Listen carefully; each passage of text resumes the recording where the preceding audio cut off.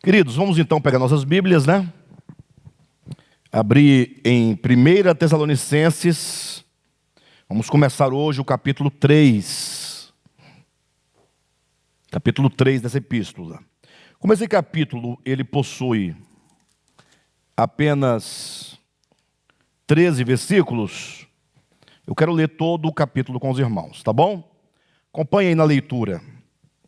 Por isso, quando não pudemos mais suportar, achamos por bem permanecer sozinhos em Atenas, e assim enviamos Timóteo, nosso irmão e cooperador de Deus, no Evangelho de Cristo, para fortalecê-los e dar-lhes ânimo na fé, para que ninguém seja abalado por essas tribulações.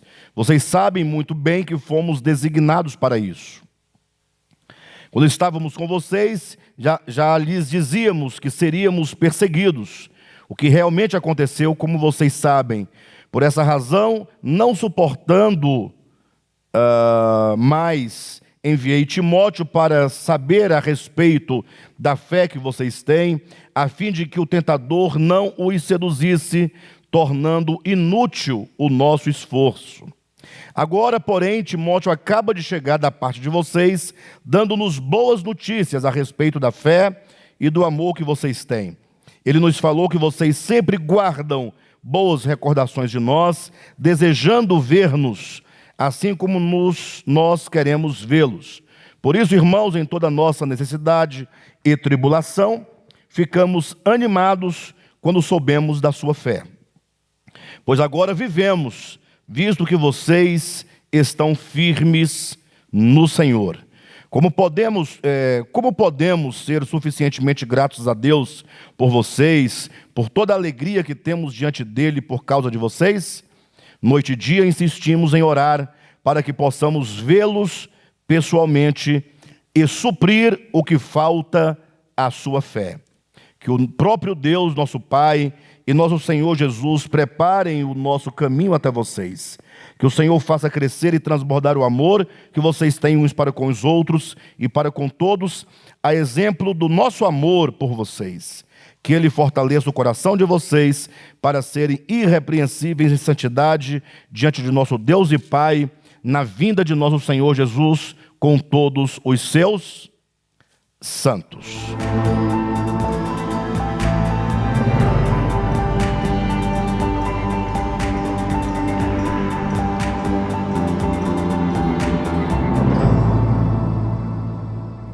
É isso aí, esse é o capítulo 3. Um capítulo aparentemente muito simples, né? Parece não dizer muita coisa.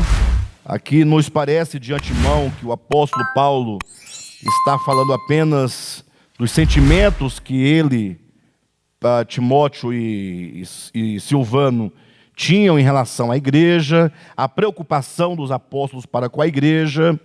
É um capítulo bastante singelo, mas que nos ensina coisas muito importantes, que certamente pode nos ajudar, ou vai nos ajudar, na nossa vida cristã. E eu quero começar, portanto, apresentando primeiramente isso que está no capítulo 3, logo no início, a primeira expressão, por isso. O grande desafio nosso, de quando nós lemos um texto, sobretudo a Bíblia, né? Quando você vai lendo capítulo 1, acaba o capítulo 1, aí vem o capítulo 2, depois vem o capítulo 3. E vocês sabem que nós temos uma tendência muito grande de ler a Bíblia em partes, né? Você vai fragmentando, às vezes não lê nem um capítulo inteiro, lê só 3 ou 4 versículos, às vezes lê só um versículo, lê a parte A, o B ou o C de um versículo. Mas quando nós estamos lendo, é preciso que nós tenhamos a visão do todo. Eu insisto com os irmãos nisso, porque somente quando você consegue compreender o todo, é que você poderá ter a convicção, a certeza ou a clareza do ensinamento, né? Quando diz aqui, por isso, imagine só que esse por isso aqui está resgatando as ideias dos versículos 17 e 18 do capítulo anterior. Porque o capítulo 2, ele vai até o versículo 20, né? Aí se vocês lerem o versículo 20, de fato vocês são a nossa glória e a nossa alegria. Por isso, você vai pensar que o por isso seria em razão de os Tessalonicenses ser a glória e a alegria dos apóstolos, né? Mas veja só o sentido do texto. Eu vou resgatar aqui os versículos 17 e 18 e salto para o capítulo 3, versículo 1, para os irmãos verem o segmento do que está sendo dito. Então acompanha aí, capítulo 2, versículos 17 e 18. Nós, porém, irmãos, privados da companhia de vocês por breve tempo, em pessoa, mas não no coração, esforçamo-nos ainda mais para vê-los pessoalmente, pela saudade que temos de vocês. Quisemos visitá-los, eu mesmo, Paulo, o quis, e não apenas uma vez, mas duas. Satanás, porém, nos impediu. Por isso, quando não pudemos mais suportar o quê? Suportar a saudade. Então, o apóstolo Paulo escreveu essa carta, né, aos irmãos, e quando ele escreve, ele está aqui narrando o episódio de que Paulo, Timóteo e Silvano estiveram em Tessalônica, pregaram a palavra, constituíram a igreja dos Tessalonicenses, ensinou ali os primeiros passos da fé para esses irmãos, e agora eles tiveram que ir para outro lugar, para outros lugares. E agora está ali no coração de Paulo esse amor, esse carinho, esse cuidado por esses irmãos. É importante lembrar que a igreja de Tessalonicenses era uma igreja nova, uma igreja de recém-convertidos. Talvez quando Paulo escreve essa carta, essa igreja não tivesse nenhum ano de existência, tivesse apenas meses de existência. Então eram irmãos muito novos, muito tenros na fé. E então, quando ele escreve essa carta, ele fala, olha, nós quisemos muitas vezes ir vê-los, ir visitar vocês, para estar com vocês e ver o andamento, o progresso da igreja. Ele diz, porém, Satanás nos impediu. E aqui é importante nós entendermos claramente o que Paulo quer dizer com a expressão Satanás nos impediu. Já falamos sobre isso em outro estudo aí anterior, né? Algumas semanas, mas é importante resgatar, porque por causa desse versículo, muitos acabam conferindo um poder sobrenatural, ou melhor, um poder descomunal ao diabo, né? Como que o crente lutasse, o diabo impedisse, o diabo não permitisse. Aí fica essa guerra de braço entre a luz e as trevas, entre Deus e o diabo. Ora Deus vence, ora o diabo vence, e etc. E aí o crente fica naquela loucura, né, vendo o demônio, vendo o diabo, e qualquer impedimento, qualquer dificuldade já é conferido ao demônio, não, porque o demônio não quer que você congregue, não quer que você trabalhe, não quer que você... Aí começa aquela confusão do demônio, né? Quando Paulo diz que o diabo os impediu, é importante os irmãos entenderem que Paulo, de uma maneira muito peculiar, de uma maneira particular, Deus tinha permitido e mesmo posto sobre Paulo o espinho na carne. Ou seja, era necessário que Paulo fosse contido em muito do que ele desejava e queria, para que ele não se orgulhasse. Então, o ministério de Paulo não podia, enquanto ele estivesse vivo, ter notoriedade, ganhar dimensão, ter muito sucesso, de modo que em 2 aos Coríntios, capítulo 12, do versículo 4 em diante, do primeiro em diante, Paulo explica acerca do espinho na carne, como o próprio Paulo explica, a saber, um ângelos, um mensageiro de Satanás, que estava ali para lhe esbofetear o rosto.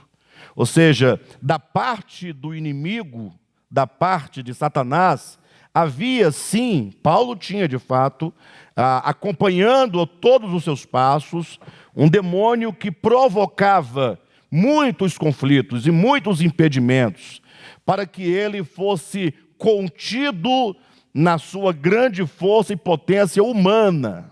Ou seja, Paulo tinha que viver somente pela graça de Deus. Porque Paulo era um homem extraordinário, irmãos. Paulo era um homem de muito vigor, de muita força, de muita determinação. Paulo não era homem de ânimo dobre, que hoje estava animado, amanhã estava desanimado, querendo desistir de tudo. Não, Paulo, ele quando cria, ele cria. Paulo, ele estava sempre determinado a matar ou a morrer. Antes de se converter, ele tinha disposição de perseguir, de levar presos os cristãos e até mesmo de açoitar e de matar os cristãos em nome da sua fé.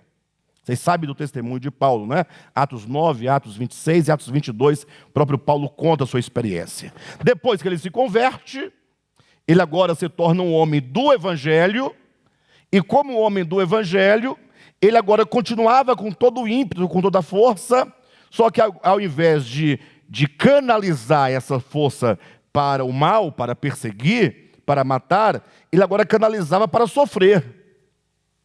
Então, ele estava disposto a morrer pelo Evangelho. Então, Paulo não era alguém que se entregava, que ficava arranjando desculpas para não fazer isso ou aquilo outro. Então, Deus sabia que o apóstolo Paulo, com todas as revelações que ele tinha, com todo o vigor, com toda a força, com toda a eloquência, com todo o conhecimento, ele iria ser um homem muito extraordinário no seu próprio tempo. Daí Deus, vendo que o orgulho é um fator determinante para a queda de qualquer homem, e o orgulho podia ser para Paulo o grande impedimento do cumprimento da obra do ministério, o que Deus fez? Eu vou colocar aqui eu vou permitir uma ação direta na vida, uma interferência diabólica na vida de Paulo, para que ele possa experimentar fraqueza e fraqueza. Imagine só, ele querendo ir a algum lugar, e esse espinho na carne, esse anjo da parte de Satanás, criar impedimentos. Que tipos de impedimentos? Uma tempestade, um naufrágio, uma enfermidade na carne, qualquer situação, não é, que pudesse ali conter. Alguém pode perguntar: pastor, então os demônios podem agir assim? Ora, certamente pode, lógico. Eu só não acho que ele anda fazendo isso na sua vida, todo dia, toda hora, porque não sei nem se vale a pena para eles, né? É porque tem vida que é tão sem graça, que o diabo fala assim: o que é que eu estou fazendo aqui, né? O que eu quero dizer isso, desculpe-me eu colocar assim, não tem nada a ver. A nossa vida tem a sua importância, obviamente, mas é porque eu quero ressaltar que o ministério de Paulo e a vida de Paulo era algo muito grande. E era necessário, portanto, né? Era necessário, portanto, porque uma coisa é impedir Saulo ou Paulo de progredir nos seus propósitos ministeriais. Outra coisa é impedir o Alexandre, outra coisa é impedir o fulano, o beltrano, o cicrano, né? Mas o fato é que, tratando-se de Paulo, nós estamos diante de uma questão não somente de grande, não somente de uma questão grande ministerialmente falando, mas sobretudo de uma questão de predestinação, de propósito eterno. O próprio nascimento de Paulo foi planejado por Deus. O lugar onde ele nasceu, onde ele viveu, onde ele estudou, as pessoas com quem ele conviveu, tudo isso foi forjado por Deus para que Paulo cumprisse determinado propósito. Então, não se ofenda quando eu falei que a sua vida, talvez, eu falo em relação a Paulo, né? Então, em relação a Paulo, a vida de todos nós fica muito aquém, né? Fica muito... de todo modo que ninguém coloque na mente nenhuma neurose de perseguição diabólica, né? Bem, mas de todo modo é isso que Paulo quis dizer, que Satanás ou o diabo o impediu de ir. Ou seja, alguma circunstância ou algumas circunstâncias tiveram lugar na experiência de Paulo que não permitiu que ele chegasse, que ele fosse ver os irmãos de Tessalônica. Daí ele diz: por isso que, volta no capítulo 2, versículo 17, nós, porém, irmãos, privados da companhia de vocês, por breve tempo, em pessoa, mas não no coração, esforçamo-nos ainda mais para vê-los pessoalmente, pela saudade que tínhamos de vocês. Paulo tinha uma relação muito pessoal com essa igreja, muito próxima com essa igreja, tinha um amor descomunal, um amor que ultrapassava exatamente o amor comum que ele sentia por outras igrejas, por outras pessoas, tinha uma afinidade maior, tinha ali uma relação muito mais próxima, de modo então que quando ele escreve essa carta, ele diz: olha, nós gostaríamos muito de ir vê-los. E não podendo ir, nós decidimos enviar Timóteo, para que Timóteo fosse até vocês fazer o quê? E essa pergunta que eu trago, o que Timóteo foi fazer em Tessalônica, é a questão do capítulo 3, e é a questão que nos interessa, a mim e a vocês hoje, 2000 anos depois de tudo isso. Então, capítulo 3, agora vamos seguindo, né? Por isso, quando não podemos mais suportar a saudade, suportar a distância, né? O desejo de vê-los, achamos por bem permanecer sozinhos em Atenas, e assim enviamos Timóteo, nosso irmão e cooperador de Deus no Evangelho de Cristo, para fortalecê-los e dar-lhes ânimo na fé, para que ninguém seja abalado. Ou seja, o capítulo 3, o tema do capítulo 3 é a confirmação da fé dos crentes de Tessalônica, trazendo para nós, todo crente precisa de ter a sua fé confirmada. E esse é um ponto fundamental. Paulo vai demonstrar claramente por que é necessário que a nossa fé seja constantemente confirmada. Mas antes de nós explorarmos essa questão, vamos seguindo.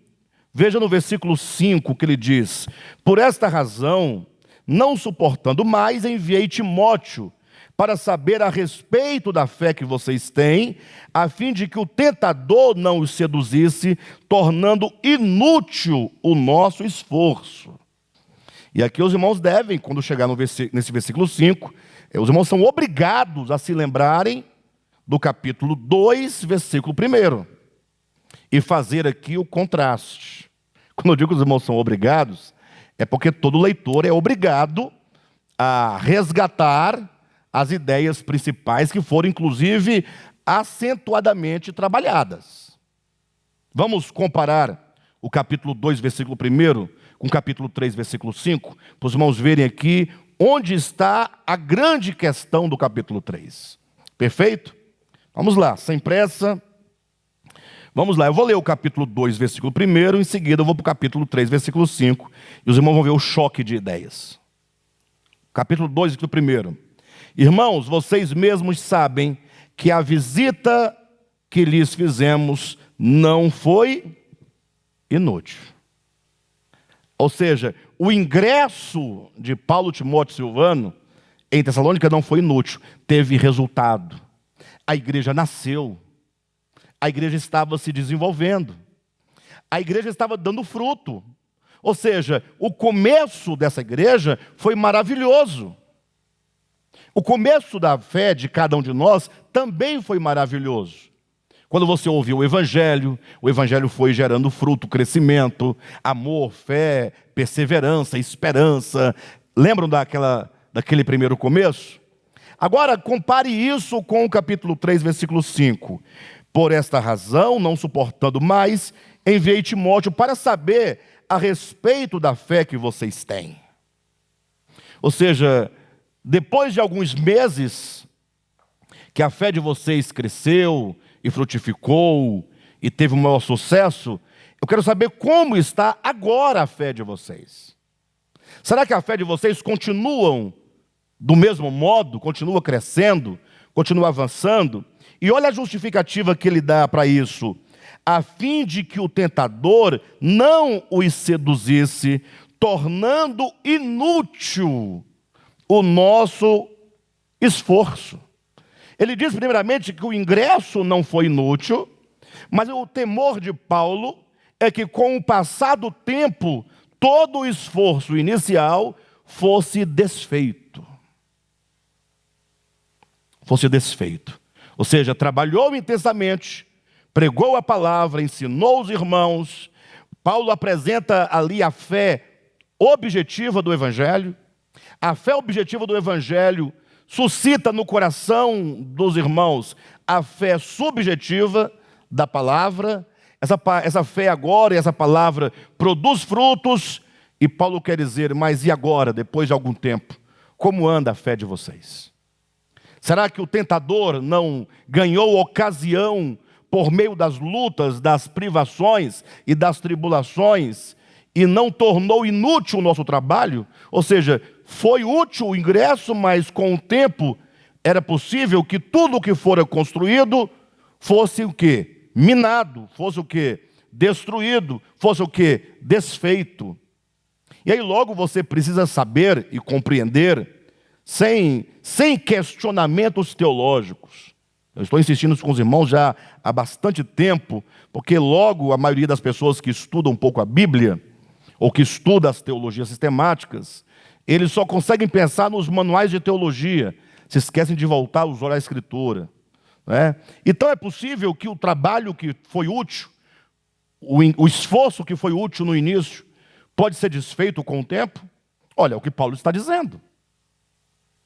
É o que Paulo está dizendo. E com isso eu quero convidar os irmãos a pensarem comigo um outro texto. Eu vou apenas mencionar, mas os irmãos vão se lembrar bem do texto. 2 Coríntios capítulo 11, versículo 3. Quando Paulo, ali agora, se dirige à igreja de Corinto, ele diz: olha, irmãos, eu temo, o meu temor é que assim como a serpente enganou a Eva no jardim, assim também sejam corrompidas as vossas mentes, e vocês se apartem da simplicidade devidas a Cristo. Ora, com quem Paulo está dizendo essas palavras? Está falando com a igreja de Corinto. Ou você está dizendo agora com os irmãos, com aqueles que creram no Evangelho. Ele está dizendo assim: olha, é verdade que vocês já creram no Evangelho. É verdade que vocês receberam a palavra, creram na palavra, foram batizados, que estão aí vivendo o Evangelho. Mas existe um temor. Paulo está dizendo: eu temo. Era um temor do próprio apóstolo.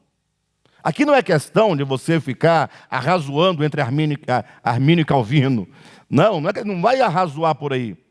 Paulo está dizendo: eu receio, eu temo que do mesmo modo como a serpente enganou a mulher no jardim, assim também vocês crentes, vocês salvos em Cristo Jesus, vocês que congregam, vocês que leem a Bíblia, vocês que estão aí vivendo a vida espiritual, eu receio que a serpente também engane vocês.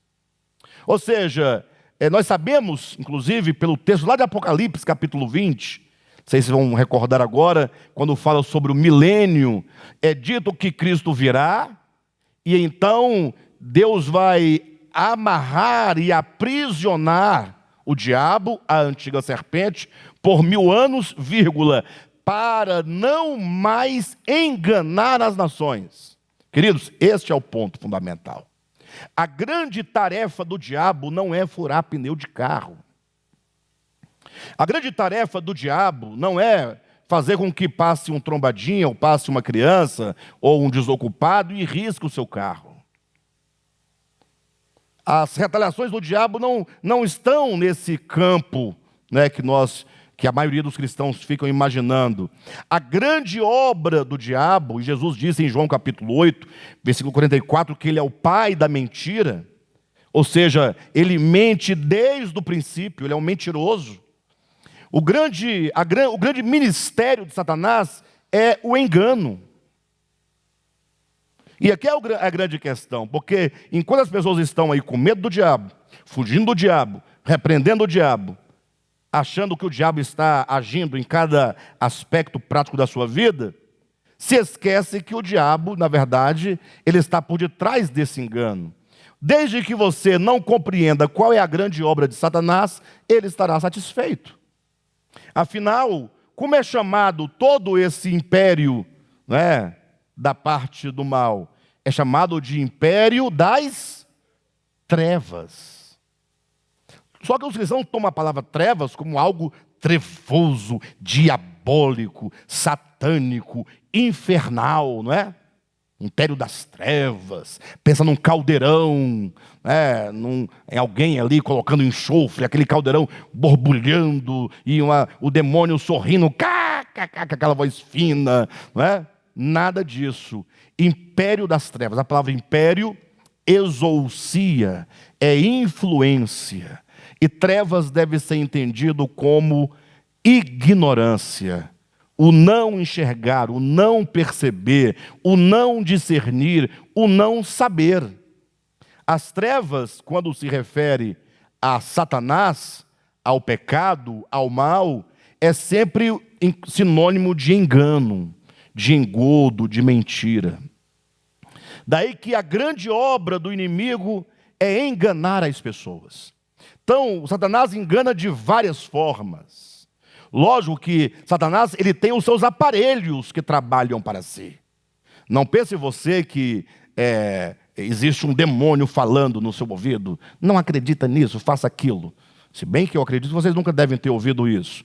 Vão aparecer aqueles que disseram, eu ouvi a voz do diabo dizendo, mas vamos devagar, olhe para a experiência humana no contexto geral, que você vai observar que essa voz maligna de Satanás, do engano, ela está aí patente aos olhos, ou que seja, aos ouvidos de quem quiser ouvir. Existem os aparelhos, né, de Satanás, no sentido da própria organização da sociedade, na economia, pelos meios de comunicação, por meio de filmes, por meio de novelas, por meio de desenho animado, por meio da escola, da educação, ou por meio da religião. Ou seja, são homens como você e como eu, falando e seduzindo e enganando. Lógico, Paulo explica isso lá em Coríntios, dizendo que Satanás se transforma em anjo de luz, por isso que os seus ministros se passam, por ministros da justiça. Mas esse engano se dá pela via do homem. São pessoas pregando, são pessoas ensinando, são pessoas seduzindo. Então, o engano está diante de todos nós. Ou seja, Satanás tem uma grande obra para enganar as pessoas. Por isso que Jesus diz claramente, e conhecereis a verdade. Pronto. Esse versículo ganha uma dimensão quando a gente fala dentro desse contexto. E a verdade vos libertará. Ou seja, a nossa libertação está no conhecimento da verdade. Se você compreende a verdade, se você tem uma visão clara acerca da verdade de Deus na pessoa de Jesus, logo você não será enganado por nada nesse mundo. Você então será uma pessoa livre. Então veja que o apóstolo Paulo, aqui em 1 Tessalonicenses capítulo 3, toda a ênfase dele é essa preocupação. A preocupação de saber, será que o nosso esforço que nós empregamos a favor do Evangelho, a favor do reino de Deus, a favor da igreja, será que em razão das lutas, das tribulações, dos problemas, das angústias pelas quais a igreja de Tessalônica estava passando, o diabo não encontrou ocasião para destruir todo o trabalho que ele havia feito? Por isso que Paulo, lá em Coríntios, vai dizendo, receio que assim como a serpente enganou a Eva no jardim, assim também sejam corrompidas as vossas mentes. Por isso que no capítulo 3, ele diz claramente no versículo 2, e assim enviamos Timóteo, nosso irmão e cooperador de Deus no Evangelho de Cristo, para fortalecê-los, a palavra aqui é para confirmá-los e dar-lhes ânimo na fé. No versículo 5 ele diz, enviei Timóteo para saber a respeito da fé que vocês têm. E a esse ponto eu quero trabalhar com os irmãos, que é basicamente o coração do capítulo 3. Tudo o que se diz no capítulo 3 está aqui em torno dessa preocupação de Paulo com respeito à fé. E quando nós lemos o Novo Testamento, eu chamo a atenção de todos agora para esse detalhe que vocês estão cansados de saber, mas é importante frisar. Quando se fala no Novo Testamento sobre a fé, nós vamos pensar, embora haja várias nuances do sentido e significado da fé, mas tem dois que são muito essenciais no entendimento do capítulo 3 dessa epístola. Um é o conceito de fé objetiva. Outro é o conceito de fé subjetiva. Ora, o que vem a ser a fé objetiva? A fé objetiva são, na verdade, é a pregação e é o ensinamento acerca de Deus na pessoa de Jesus Cristo, quanto à sua obra, quanto ao seu viver humano, quanto aos seus ensinamentos. Ou seja, Deus envia ao mundo o seu Filho para comunicar o homem à vontade de Deus. Por isso que a vontade de Deus, ela chega a nós primeiramente na forma de ensinamento. Ou seja, se perguntarem o que é a sã doutrina, o que é a fé do Evangelho, aí você então poderá definir e determinar na forma de ensinamento, não é? A encarnação de Cristo, o viver humano de Jesus, os seus ensinamentos que se encontram nos 4 evangelhos, Mateus, Marcos, Lucas e João, tudo que Jesus ensinou acerca do Pai, acerca do seu reino. Em uma palavra, poderíamos dizer que quando falamos de fé objetiva, estamos falando sobre a economia de Deus, sobre o propósito eterno de Deus. É a compreensão que se tem objetivamente acerca da verdade. Por isso que é importante que a igreja insistentemente ela prossiga na pregação da palavra para a igreja. Porque tem a pregação do evangelho para os incrédulos, mas a igreja ela tem como carro-chefe, como carro principal, como locomotiva, o ministério da palavra. A palavra sendo falada, sendo ensinada, sendo explicada. Agora, infelizmente, o fato é que o tempo em que nós vivemos é um tempo em que as pessoas não querem saber sobre a economia de Deus, não querem saber sobre a fé objetiva. Elas não têm um interesse real e um interesse correto, numa perspectiva correta, para perguntar sobre o que é a vontade de Deus. Porque a Bíblia, se vocês perceberem, ela é muito complexa. Tem muita coisa, muita informação. Por aqui passam muitas veias carregando muita cultura, muitos costumes, muitas histórias, muitos nomes. Eu fico assim, interessante que hoje mesmo, eu conversando com a minha esposa, e ela falou: meu bem, como é que está aí o canal, né? O seu novo canal no YouTube? Aí, como é que estão os inscritos aí? Eu falei: está crescendo bem devagarzinho, né? Tem dia que entram 2 pessoas, tem dia que tem 1 inscrito, aí passa 2, 3 dias sem nenhum inscrito, aí depois 2 pessoas se inscrevem. É muito lento, né? Muito lento. Ela falou assim: você vai ter que trazer aí uns temas mais assim interessantes, né? Eu falei: olha, mais interessantes do que o que nós estamos falando, eu desconheço, né? Coisas básicas, mas coisas necessárias. A questão é que as pessoas querem saber, mesmo quando diz respeito à Bíblia, coisas que não têm importância. Essa é a grande questão. Eu vi hoje mesmo uma pessoa perguntando: é verdade que quando Deus criou o homem e a mulher, Deus os criou de uma só vez?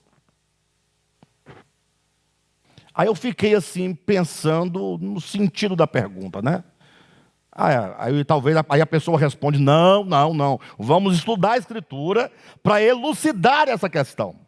Deus criou o homem, e depois o homem estava andando no Éden. Olha a exegese bíblica, né? Deus ficou olhando o homem ali e tal. Aí Deus ficou pensando, falou: rapaz, eu estou achando que não vai dar muito certo o homem ficar sozinho. Eu acho que vamos ter que criar uma companheira para esse camarada, para ver se ele se sossega. Aí Deus criou então a mulher. Deus fez o homem ter um profundo sono. Aí vem toda a história. Aí, conclusão: não, Deus criou primeiro o homem, depois a mulher. Ponto. Resolvido o problema. A resposta é bíblica, né? E a pergunta é: mas e agora, né? O que será da minha vida depois que eu descobri isso? Ou, de outro modo, o que será da sua vida se você não souber disso? Irmãos, em nome de Jesus, puxa vida, eu não sei mais o que fazer.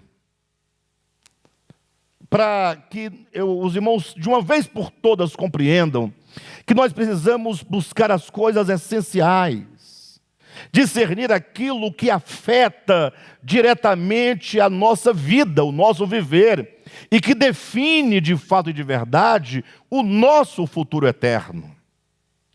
Por isso, quando eu falo que a fé objetiva é a apresentação, né, de todo o propósito divino, é você entender, poxa, por que o homem, ao ser criado e colocado no jardim, ele pecou? Que pecado foi esse? Porque deve ser uma coisa muito grave, porque as consequências são muito grandes. Poxa, porque se todos os problemas que nós estamos vivendo na humanidade, vamos falar somente do nosso tempo, tanta miséria, tanta angústia, tanta destruição, tanta violência, tanta maldade, se tudo isso veio, de onde veio isso? Qual é a causa disso? Porque quando você encontra a causa, você pode tratar, e tratando, essas consequências serão resolvidas.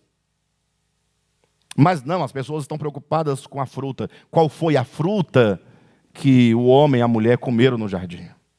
Então nós temos que perguntar, eu quero entender o que é o pecado, efetivamente. Eu preciso compreender por que para salvar o homem, olha a pergunta, Deus enviou o seu Filho ao mundo. Não havia outro meio, outro recurso.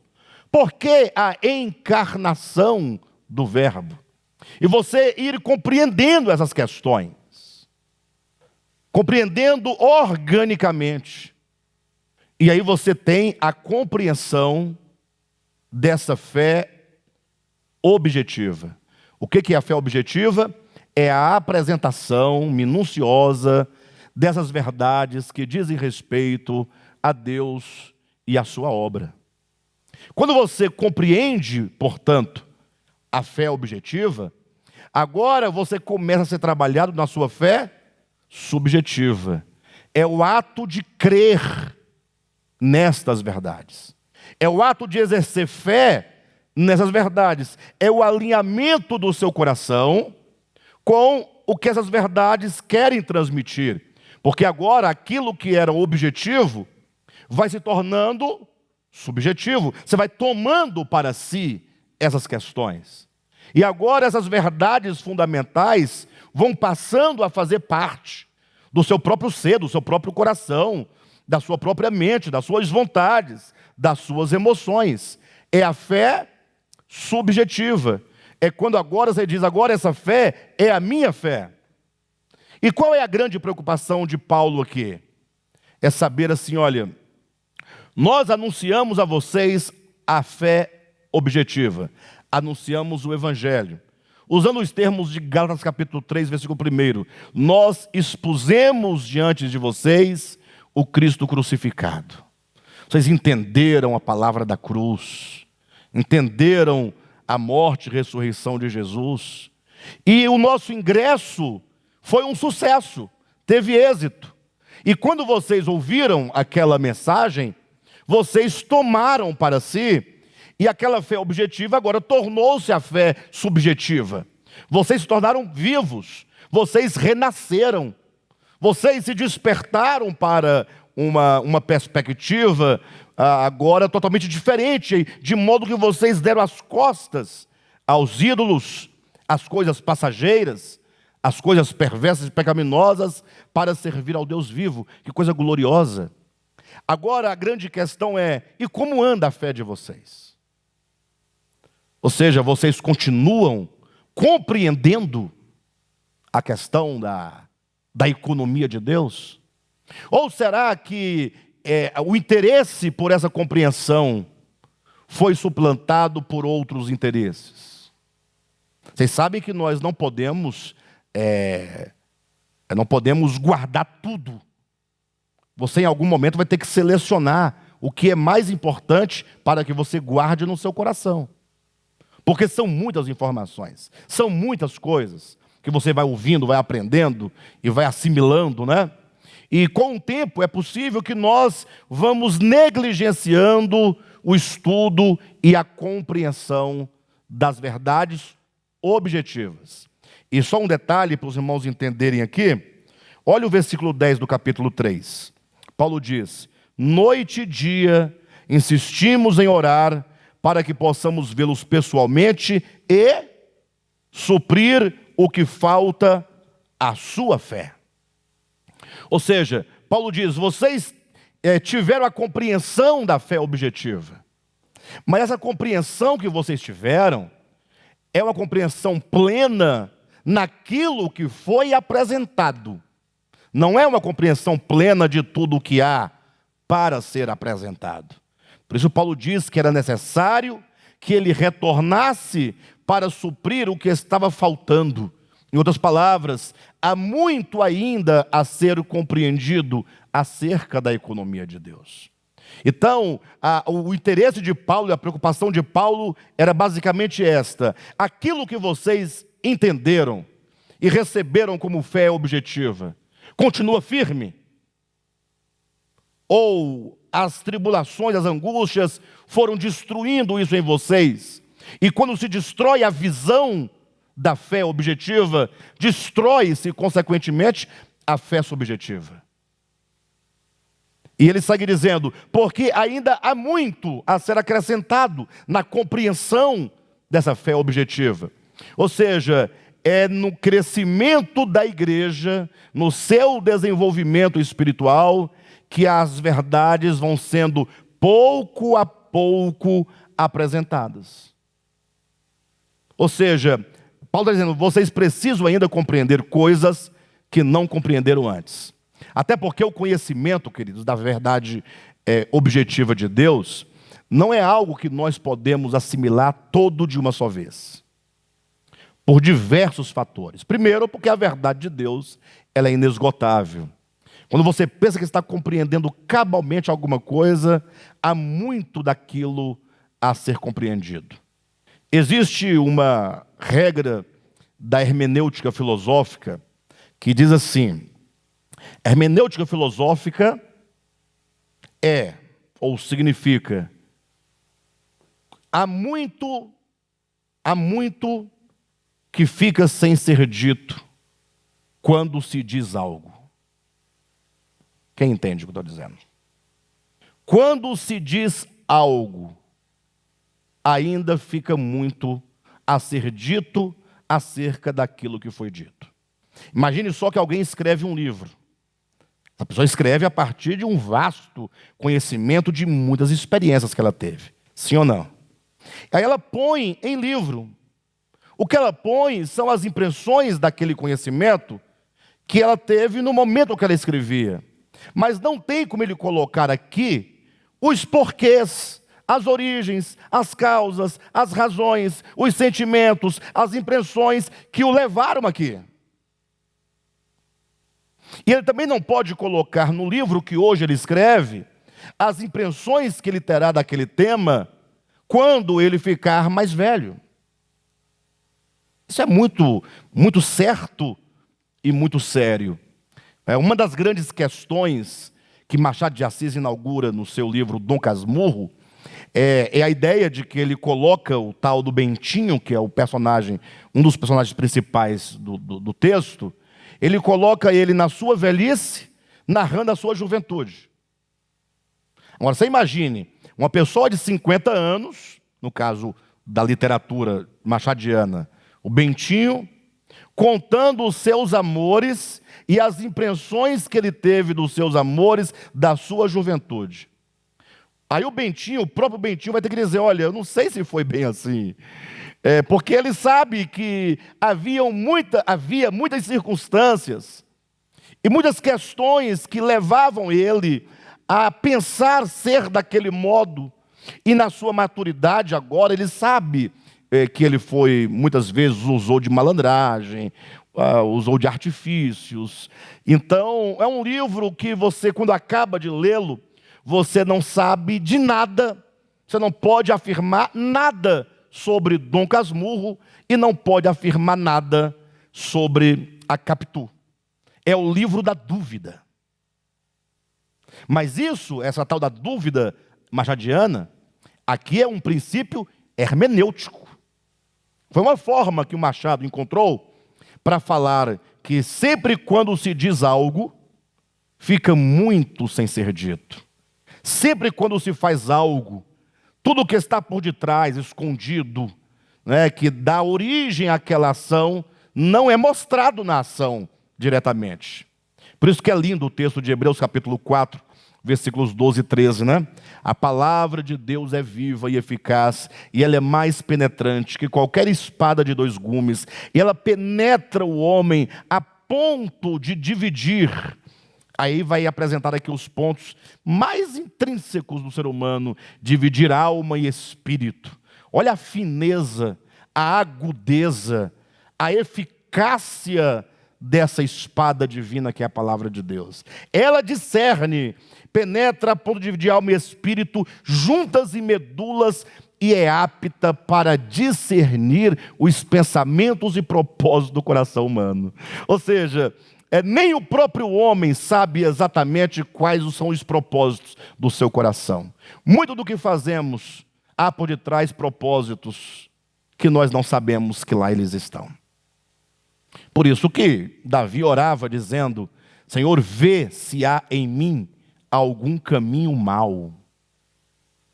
Ora, mas Davi não sabia o que ele fazia?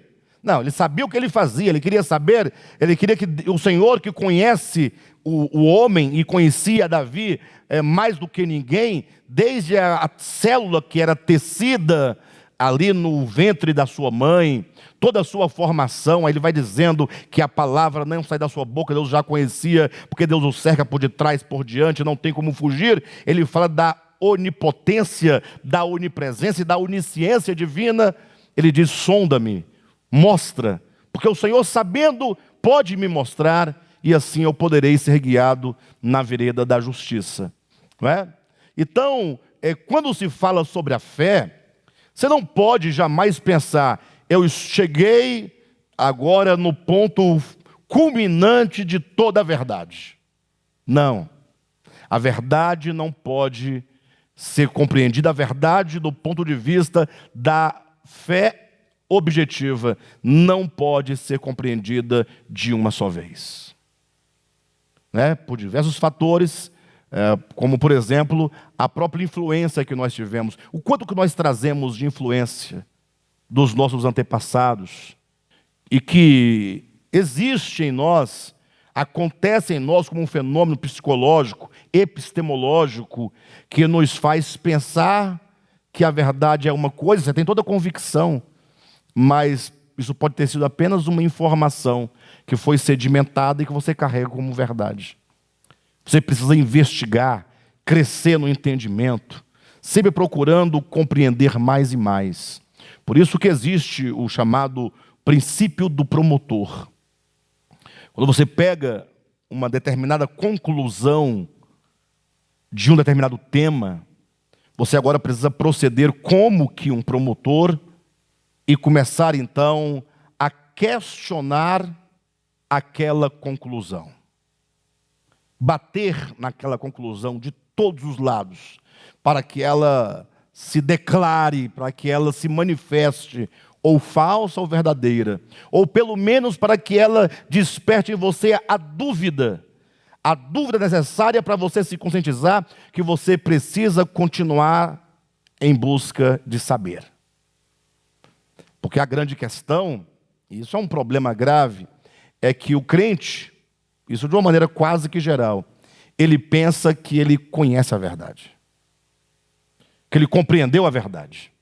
A verdade foi reduzida a 10 princípios, a 20 dogmas.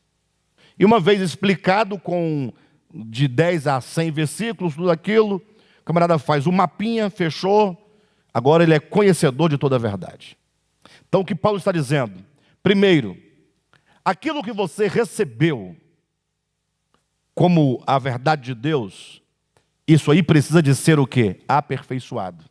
Ele vai dizer no versículo 10, isso aí precisa, como diz aqui no versículo 10, é preciso suprir o que falta à sua fé.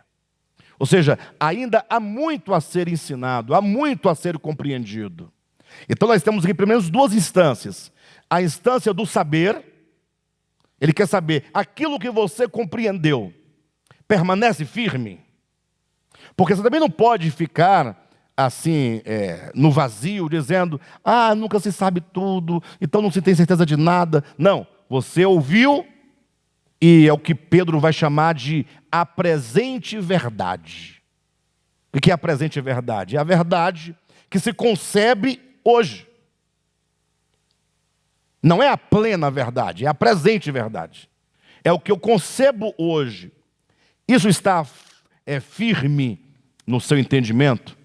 Isso está firme no seu coração? Agora, essa presente verdade, ela precisa de ser suprida quanto àquilo que lhe falta.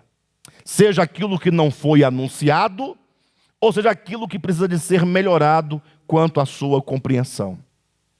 Em outras palavras, a verdade é que muitos cristãos, sobretudo no nosso tempo, século 21, século de muita incredulidade, de muita informação, de muita desinformação, um século em que o tempo de 24 horas nos parece, psicologicamente, que está passando muito rápido. E essa velocidade psicológica com que os tempos vão passando, não é uma velocidade cronológica, é apenas psicológica, é o tempo psicológico. Isso existe em razão das nossas muitas atividades, dos nossos muitos objetivos, de tudo que nós queremos fazer caber dentro de 24 horas. Ou seja, o homem do século 21, ele é um super-homem, comparado ao homem do século 10, o homem do campo, que tinha lá os seus problemas, as suas ansiedades, tinha os seus medos, tinha os seus objetivos, mas não se pode comparar com a vida de um adolescente do século 21. A vida de um adolescente é uma vida louca, desesperada. Os pais estão mais loucos ainda. Está todo mundo correndo.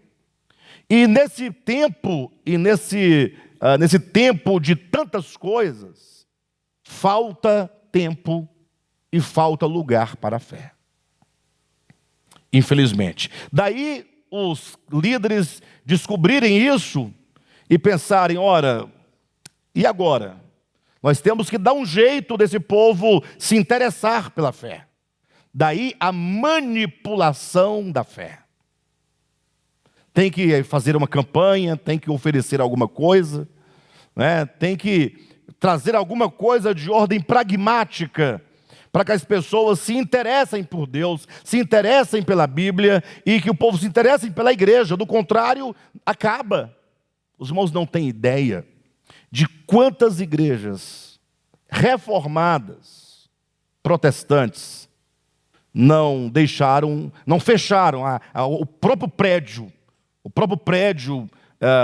próprio da instituição, sendo fechados na Europa. Igrejas, agora entenda igrejas enquanto o prédio mesmo, tá? Para os irmãos entenderem. Prédio nunca foi igreja, tá? Mas para os irmãos entenderem que o prédio chamado de igreja, fechado, agora, fechado, lacrado, cadeado, e ninguém entra, não tem membro, não tem pastor, não tem ninguém, é da instituição, não é vendido, e fica lá como um museu da fé. Isso porque os reformados, mesmo históricos, tradicionais, decidiram não corromper a fé com a negociata e o mercantilismo da teologia da prosperidade, e só o ensinamento dogmático já não tem mais interesse. Quem é que quer saber de Calvino no século 21? Predestinação do século 21, para! Tanta coisa para fazer na minha vida, você vem com ideia de predestinação, de oração, de Deus, de Bíblia. Ou seja, é um século muito difícil, muito complicado. As pessoas não encontram mais lugar para a fé. Não quer dizer que não haja pessoas assim, mas o número de pessoas que se interessam é muito insignificante diante de 8 bilhões de habitantes da Terra. Então, os irmãos percebem que aquilo que Jesus falou, não é, lá no livro de Lucas, capítulo 8, é muito verdadeiro, né? Quando ele diz: quando vier o Filho do Homem, achará porventura fé sobre a terra? Então ele estava exatamente falando do nosso tempo. Então o capítulo 3 de 1 Tessalonicenses fala sobre a confirmação da fé. A confirmação da fé objetiva e a confirmação da fé subjetiva.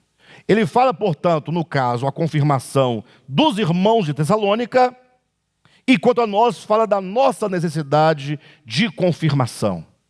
Ou seja, ele diz: é preciso que nós nos preocupemos com a renovação da nossa fé. É o que está em Hebreus capítulo 2. Importa que nos apeguemos com mais firmeza às verdades ouvidas.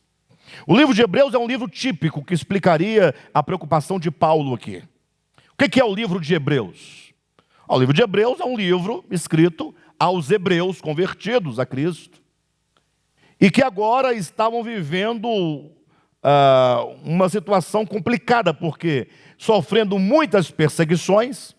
O capítulo 10 de Hebreus, capítulo 10, diz que eles sofreram muito martírio, os bens foram espoliados, tomados pelas autoridades. Só que esses irmãos agora estavam sendo tentados, diante de tanto sofrimento, tanta tribulação, a abandonar a fé objetiva e a fé subjetiva. Agora, a ordem é sempre assim: primeiro a fé objetiva, para acionar a fé subjetiva. Quem entendeu? Você ouve, compreende, agora você pode exercer fé naquilo. Agora, para retroceder é o contrário, é o esfriamento da fé subjetiva que nos leva ao abandono da fé objetiva. É um caminho inverso. E Paulo justifica aqui, no capítulo 3 dessa epístola, assim como na epístola aos Hebreus, que o grande problema da época, que é o contexto histórico em que essas cartas foram escritas, era o problema das perseguições e das tribulações. Imagine você ali firme na fé, e Jesus vai voltar, ele vai aparecer nas nuvens, vai arrebatar o seu povo, e vai destruir os ímpios, vai ser uma coisa gloriosa, aquela coisa maravilhosa. Aí passa 1 ano, passa 5 anos, passa 10 anos, você vai conhecendo melhor os irmãos, o defeito dos irmãos, a dificuldade dos irmãos. Você vai vendo que os irmãos não é lá essas coisas, quando você pensava que era uma coisa, não é bem aquilo. E aí vem as dificuldades, as tribulações, as perseguições. E aí você começa a repensar a sua fé. Não no sentido positivo, mas no sentido negativo. Será que está valendo a pena? Né? Irmãos, deixa eu falar uma coisa para os irmãos aqui. Eu sou falador, né? Eu falo para mim que não vou falar e acaba que no momento eu acabo falando, mas é assim mesmo. Nós temos que pensar bem a questão da nossa fé. Muito. Veja bem, eu vou trazer 2 exemplos para os irmãos. Mas os exemplos não são bem os exemplos, né? É o exemplo para exemplificar atitudes. Nós, seres humanos. Veio a pandemia, perfeito? A pandemia, ela foi muito boa para nos revelar, nos mostrar. Quem for honesto consigo mesmo, pôde se conhecer um pouquinho mais nesse período. Olha, eu louvo a Deus por uma coisa muito boa que nos aconteceu. Todos os irmãos, todos, que continuaram a congregar, mesmo em tempo do início no discurso da pandemia. Os irmãos, sobretudo, que nunca deixaram de vir em razão dos serviços, porque a própria igreja foi orientada a acompanhar de casa. Vocês lembram, né? A própria igreja falou, o ministério falou: irmãos, fiquem em casa, venham para cá somente aquele que vai ministrar, o que vai cantar, o que vai fazer, o mínimo possível de pessoas. Depois, mas vinham alguns irmãos ainda assim que insistiam em vir, mas ficava o número de 10 pessoas, nunca passava de 12, né? E com o tempo foram voltando, mas sempre um número muito pequeno. E observando tudo isso, eu quero dizer para os irmãos que de todos esses irmãos que decidiram vir, não deixar de vir, alguns deles nem pegaram Covid, graças a Deus por isso, e nenhum deles, se é que pegou Covid, teve consequência grave. Nenhum foi para o hospital. Nenhum. Não que não pudesse ter ido, né? Eu estou aqui dizendo que coisa boa, porque isso nos fortalece a nossa fé. Não é? Fortalece a nossa fé. Imagine vocês, então, que há esse exemplo positivo de você falar, não, eu preciso... isso aqui não é um incentivo, tá, irmãos? Para que ninguém, em nome da fé, seja negligente, ou, outra palavra, seja inconsequente com respeito à saúde. Cada situação é uma situação. Agora, o certo é que, a despeito da condição, a fé seja mantida. Você permaneça firme, buscando a compreensão, buscando uma integração maior possível, mesmo distante. O que não pode acontecer, e o que aconteceu, é o fato de pessoas aproveitarem a pandemia para fazer o que talvez queria fazer, que era deixar para lá, acostumar a não congregar, a não acompanhar, a não ofertar, a não orar, a não buscar. Isso é um detalhe. Outro detalhe é que talvez imagine que, por outro lado, pessoas que não vinham, pensem nisso em nome de Jesus. Isso é para que cada um saiba que a sua vida está nas mãos de Deus. Não se esqueça disso. Pessoas que não vinham à reunião por situação mesmo de responsabilidade, de ser uma pessoa consequente, mas de repente morreu de outra coisa. Fugindo de uma situação, cai em outra. Olha como que ninguém tem o controle de nada. Então, diante desses fatos aqui apresentados, o que nós devemos fazer? Pensar naquilo que é essencial. A sua fé objetiva, a compreensão. Procure compreender a verdade divina na medida daquilo que é possível de se compreender. Se eu fosse vocês, se eu, Alexandre Rodrigues, fosse vocês, fosse cada um de vocês, se eu fosse todos vocês, eu chegaria para essa pessoa que está aqui e diria assim: Alexandre, faça uma conferência de 3 dias, de 5 dias, de 10 dias, de quantos dias você achar que deve fazer, mas nós queremos entender a obra de redenção. É o tema do momento para esse ministério. E a gente vai falando aos poucos, vai apresentando um ponto ou outro, não é? Os irmãos vão entendendo como podem entender, etc. Mas esse é o ponto crucial. Entender a redenção de Cristo de forma completa naquilo que se pode entender e detalhada. O Marcinho está perguntando quando é que vai ser agendada essa conferência. Só para não perder aqui, o Marcinho está perguntando quando será agendado. Vamos aguardar as solicitações, né? Mas é muito importante que isso aconteça. O Valdinei está voltando no assunto da incredulidade dos europeus, né? E ele coloca que será que o problema do poder aquisitivo, do dinheiro, não seria esse um fator determinante para a tamanha incredulidade? Eu digo que sim, não é? São os tempos. E no Brasil não é diferente. No Brasil parece ser diferente, mas o volume de igrejas e de busca por igrejas hoje em dia existe exatamente porque os pastores uma boa parte deles, ao perceberem que não seria diferente no Brasil como foi na Europa, eles decidiram inovar o evangelho. Nessa inovação, manipular o evangelho, e aí tem que oferecer algo para o povo, né? Bem, mas em suma, o capítulo 3 nos chama a essa responsabilidade. Tá bom, meus queridos? Eu quero incentivar os irmãos a permanecerem firmes no Senhor. Vamos ser uma igreja diferente. Vamos buscar a compreensão e buscar fortalecer a nossa fé interior, porque os dias são maus, os dias estão aí cada vez mais próximo do fim. Tá bom?